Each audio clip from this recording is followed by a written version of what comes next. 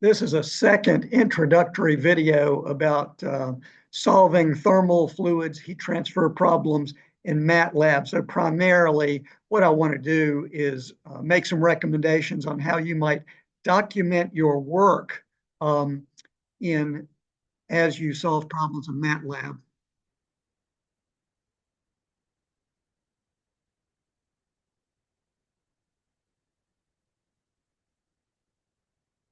There we go. I wasn't fully prepared with my PowerPoint, but we're ready to go now. Basics of problem solving in general, and then documenting what you're doing in MATLAB. So remember, these are just recommendations. These are not hard and fast rules. I want you to adopt what works for you. But I do want to remind you that your work is not just your standalone. So as the years go by, you're going to be working on teams, you're going to be working collaboratively with others. And so the engineering work that you do needs to be well documented. It doesn't have to be like a work of art, but it's got to be well documented. So let's go breeze through the problem solving recipe that I suggest. One is read a problem in words, whether it's a homework problem or an engineering problem that needs your attention to solve. The next thing to do would be start with a sketch. Now, you're not going to be doing that in MATLAB. Just to keep it simple, let's say you're going to draw a sketch with pencil and paper. As a result of that sketch and little head scratching, you're going to plan your work. And then the fourth step, of course, here, work through the solution. And this is where I would suggest you can start solving thermo problems, fluid problems, heat transfer problems in the MATLAB environment. So here's what I want to do in this. What should a good MATLAB file or solution look like? In other words, what would one of those scripts look like? And so I'd like to just refresh your memory and give you my opinions on the way I think these various problem-solving files should look. Okay, and so we're going to look at it. Here is, pardon the slides goofing around here. Let's read a tried and true problem that if you've been watching my videos, you may already recognize. Air is contained in a vertical piston and cylinder. Closed system. Okay. The piston has a mass of 50 kilograms and a cross-sectional area of 0.01 square meters. It says the air initially occupies a volume of 5 liters. The atmosphere exerts a pressure on top of the piston of 100 kPa. The volume of the air slowly decreases to 0.002 cubic meters, okay, as heat is rejected from the air inside the piston and cylinder. It says slowly was a key word, neglecting friction, that's another key word. And the assignment is determine the work done by the air during the process. Okay, so we're moving heat from the air.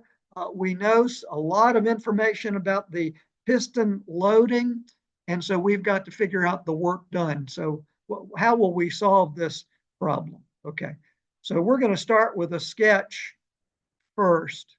Okay, and so I showed my piston and cylinder. I hope this is child's play to you. I drew a free body. The first thing I've got to do is figure out the pressure of the air, because the more I think about it and look at my free body diagram, the pressure of the air is going to stay constant through this cooling process. And so the downward forces are constant, therefore the upward force is constant. How will I solve for the pressure of the air? I'll get these two forces, sum them up, that's going to be the upward force. I know the area of the piston, and so the pressure times the area is the upward force that I just found. That's the pressure. And then you think about what else do I need to do? And I think I didn't include the sketch in my discussion here. I should also draw a pressure volume diagram. And I should, constant pressure process, it's a horizontal line. The assignment was determine the work done. Okay, and so I remember in the problem statement, it said the volume decreased. So I'm going to be integrating from right to left. The work out integral PDV, it's the area under the curve for a rectangle, P times delta V. All that information was given in the problem. And so I will determine the work. And what I'd like to do is show you how. So how will I do that in MATLAB? You realize you can do this with pencil and paper and calculator pretty quickly. The idea here is, could I create a MATLAB tool that I could use over and over and over again, saved to my PC, if my work assignments involve this type of analysis over and over again with numbers changed. So I hope you get the idea. So we're planning our work. All right. Your experience with MATLAB, and so it's my hope that you either have taken or are taking the MATLAB class ME 2004, which is called Numerical Methods, but my understanding is that it's very heavily based in using MATLAB. Okay, this is my key to go live. This is where I've got to sort of remember what I'm doing rather than dragging you through PowerPoint slides. So wish me luck. So let's see, I'm going to escape out of PowerPoint. Ooh, I made it. Okay. I've got to minimize PowerPoint. I've got to go to my browser. No, I don't. I'm going to minimize my browser. Pardon me. I've got to bring up MATLAB. I'm going to solve the problem in MATLAB. So I just brought up MATLAB. Now, just to save time, I dispensed with all of the loading of MATLAB and all that. For my case, it takes a good number of seconds.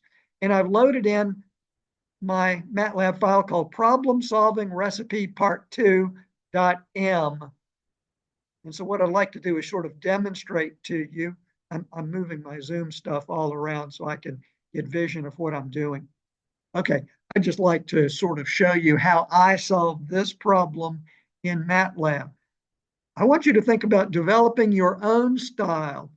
But when you're developing your own style, you need to do a lot more than just plopping down MATLAB formulas without explaining what you're doing. And so let's have a look at this.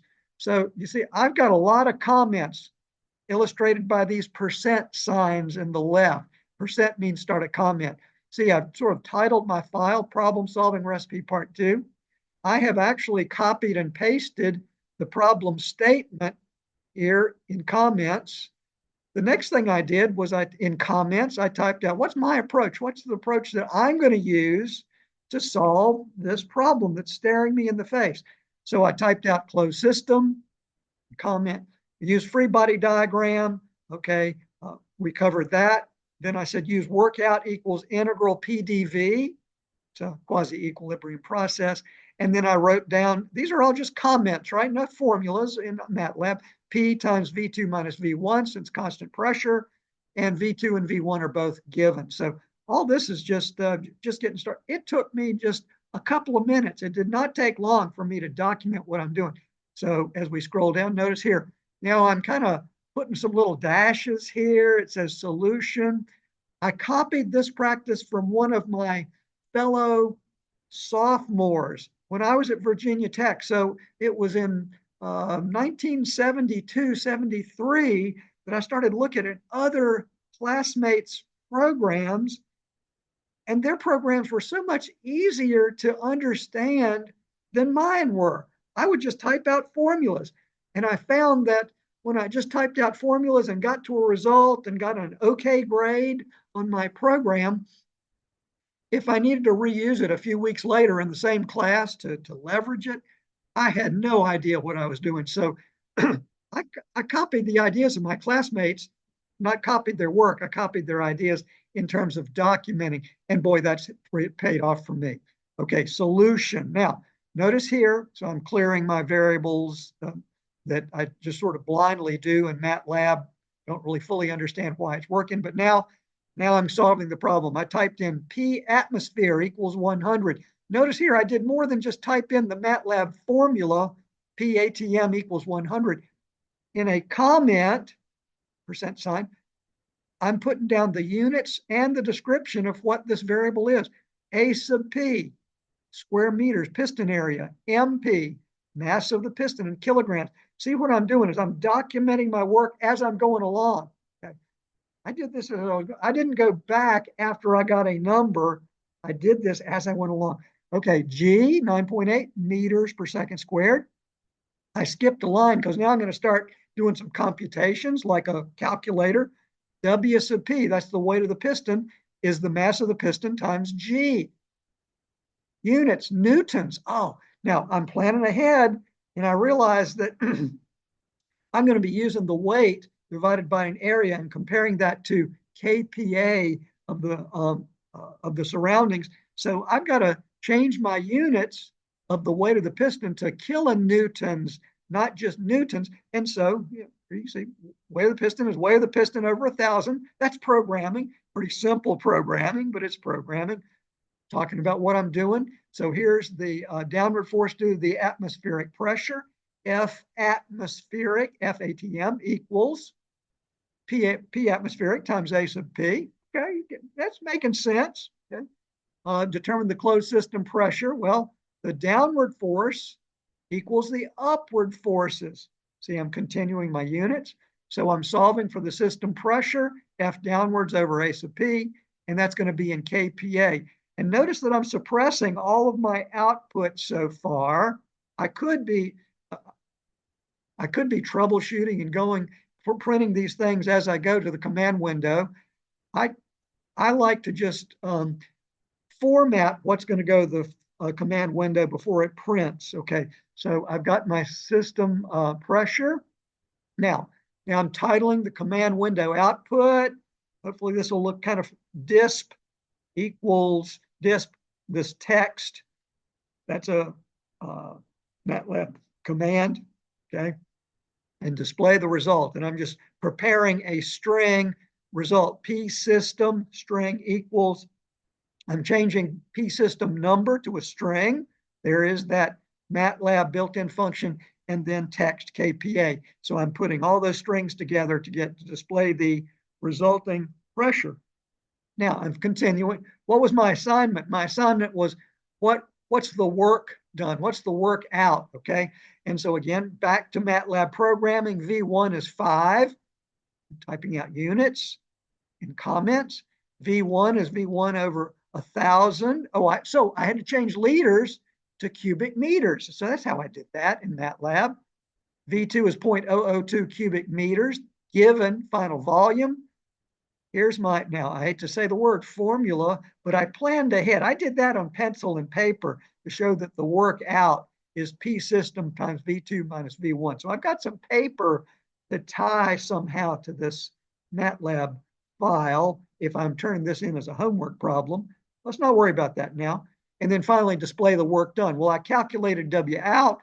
How will I display it in my command window over here?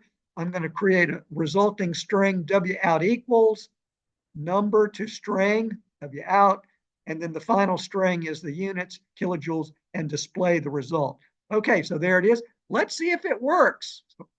You know it's going to work. But I'm going to come up here to my run icon. I'm going to click run. Oop. Look at my command window output. There it is, just like I programmed. Result for problem solving recipe part 2. P system is 149 kPa. Work out is negative. Makes sense. Volume is decreasing at constant pressure. Work out is negative 0.447 kilojoules. So look at my output. It includes units. It's more than just W out equals negative 0.447. It's an example of working with others, recognizing that a grader is going to be grading your work. So you've got to figure out how to turn your MATLAB file in and turn the numerical result in. You can figure that out on your own, but you get the idea. So if it's just a homework being graded, that's one thing. If it were a quiz or a test, you've really got to show your work. So, and certainly in the working world, you must show your work. And the working world is a lot more than just calculating W out as negative 0.447 and then move along to the next interesting engineering problem. So I hope you get the idea here of what's going on. Now let's see if I can stay live. I'm going to minimize. I hope that helped. I hope that gave you some ideas on how will you design your own style in MATLAB problem solving. It's a lot more than just typing out formulas and getting a numerical result. Okay, I hope I made that point. I'm going to minimize MATLAB Okay, I'm still live. Okay, let's see, what did I want? How can you see that file? So I'm going to go back to my browser and I'm going to go to my Canvas site. Here's Jay's Toolbox Canvas site. Let me show you how to get to that MATLAB file. I'm going to click on Files. And I'm going to go down to Tutoring.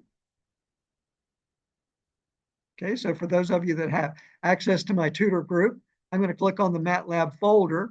And there's a library of .m files here. But here it is, problem solving recipe. So if you click on this, it should load in your Canvas browser. And as you see, this is just a plain .m. It's an ASCII file. And there is your file. And so if you wanted to run this in your own MATLAB, you would just click the download, save it to your MATLAB folder, and then you can hit the run button and it should run. But again, remember the purpose here is not exactly MATLAB solution technology. This is a lot more focused on your style of problem solving in MATLAB, so you can have something to turn in, okay, more than just formulas in MATLAB. Okay, hope you get the idea. So let's see, let's go back to PowerPoint, see if I can navigate to that. We just finished our go live.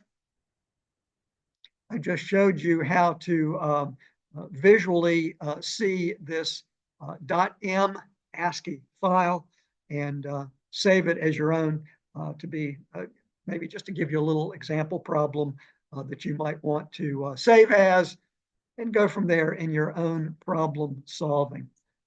So anyway, you've downloaded it, develop your own style. That's the idea here, is develop your own problem solving style with focus on documentation, including units. Of course, you have to work down the page in MATLAB. You don't have any choice.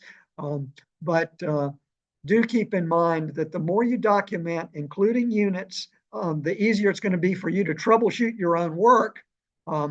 My program didn't run the first time.